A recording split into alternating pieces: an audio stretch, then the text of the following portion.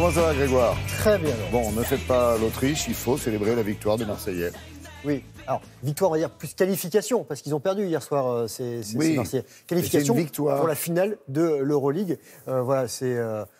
Oui, une victoire. Bon, ils ont été malmenés, ils ont été un peu chahutés. Ça s'est passé. Il y a eu des prolongations. C'est passé en fin de match. 38. Oui, voilà. Non, mais voilà, ils sont en finale et ce sera donc 14 ans après la dernière finale, la 5e de leur histoire, 5e finale européenne. Je vous propose de regarder ce qui s'est passé hier et notamment commençons par les buts de Salzbourg. Dominés et privés de ballon, les Marseillais subissent la loi des Autrichiens qui ouvrent le score sur leur pelouse sur un superbe but d'Aïdara à la 53e minute.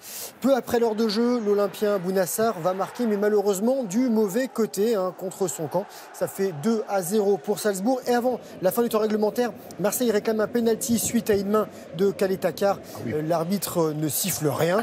Place aux prolongations et ce même Khaled Takar s'offre une tête puissante, magistralement sauvée par Yohan Pelé, gardien de l'OM. Et c'est finalement Rolando, blessé, absent presque tout le mois d'avril et à peine entré en jeu, qui va réduire le score et qui envoie Marseille en finale. Ce sera le 16 mai à Lyon face à l'Atlético Madrid. De leur côté, les Madrilènes ont battu Arsenal. Le club espagnol était rentré d'Angleterre avec un nul, un partout. Et hier soir à domicile, l'Atlético s'est imposé 1-0. Ouverture de Griezmann et but de Diego Costa avant la pause. L'Atlético visera une 4e Coupe d'Europe, la 2e en Ligue Europa. Et la dernière en date, c'était en 2012. Une belle finale. À Lyon. Ouais. C'est la lutte. C'est la lutte. De la lutte avec une Française en argent. C'est les championnats d'Europe qui se passent à Kaspik, c'est en Russie. Et cette jeune fille, regardez, elle s'appelle Kumba Larocque, catégorie des 69 kilos. Elle est pensionnaire de l'INSEP, elle a 19 ans, décroche donc l'argent. Elle a raté, en fait, cette finale a été battue en finale par la Russe Anastasia Brashtichkova, championne d'Europe en titre et qui avait battu la Française l'an dernier dans cette même compétition. Alors la Française, elle, s'était vengée lors des mondiaux l'été dernier, mais c'était dans un combat sans médaille. Donc la Russe mène désormais 2-1 dans leur confrontation. Et c'est quand même une médaille de bronze aux Européennes l'an dernier et d'argent pour cette jeune fille. La première fois en finale en senior. Du handball, 22e journée de championnat de France. Dernière rencontre. Dunkerque en bleu accueillait Saint-Raphaël. Les joueurs du Pas-de-Calais s'imposent 30-26 et sont 6e à 1 point derrière leur adversaire du soir, le trio tête Montpellier, PSG et Nantes. NBA, Cleveland en rouge fait un grand pas vers la qualification pour la finale de conférence Est. Les Cavaliers mènent 2-0 face aux Toronto Raptors. Victoire 128-110. LeBron James inscrit 43 points à lui seul. 14 passes décisives, 8 rebonds. Et ça se joue, rappelons-le, au meilleur des 7 matchs. Et pas de basket non. Basket français? Si, oui, français. Non, il n'y avait que les Américains. Voilà. D'accord.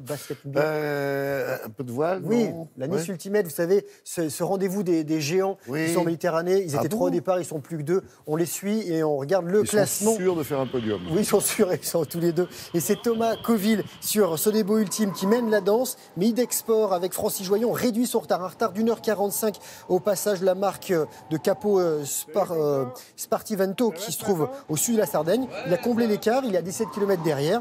Et il reste encore 840 km à parcourir avant d'arriver à Nice, arrivée prévue demain. De la voile encore avec la Volvo Ocean Race, tour du monde à la voile en équipage avec escale, la 8e étape entre Itajaí au Brésil et Newport. La flotte a quitté le Brésil le 22 avril, direction les États-Unis. Bagarre en tête de course, Tim Brunel est devant Dongfeng, skippé par Charles Caudrelier, le français. Il y a 3 compatriotes français à bord, 22 km d'écart. Et la flotte est au large des Antilles. Il reste encore près de 3000 km avant de toucher terre. Et on va revenir en France, à La Baule en Loire-Atlantique, avec une aile au-dessus de la tête et une planche au pied du kitesurf. Première étape de Coupe de France de speed crossing. Belles conditions de mer et de vent. Des concurrents qui ont pu atteindre des vitesses de 50 km/h. Et avec toutes les manches, en fait, ils ont parcouru près de 50 km. 3 catégories chez les hommes. Planche twin tip, directionnelle et foil. Et en directionnelle, on notera la première place d'Alex Kayserg, multiple champion du monde. Premier homme à avoir passé les 100 km/h avec un engin à voile. Et prochaine étape, ce sera à Vimereux, dans le Pas-de-Calais. Ce sera début juin. Voilà. C'est tout? C'est tout ce matin. Non, mais c'était vachement beau. Et puis la baie de La Baule vue de la mer comme ça, c'est très très joli. Très belles images, c'est gentil. Merci Grégoire, passez une bonne journée. Nous aussi, on va faire du sport, mais au jardin avec Philippe Collignon.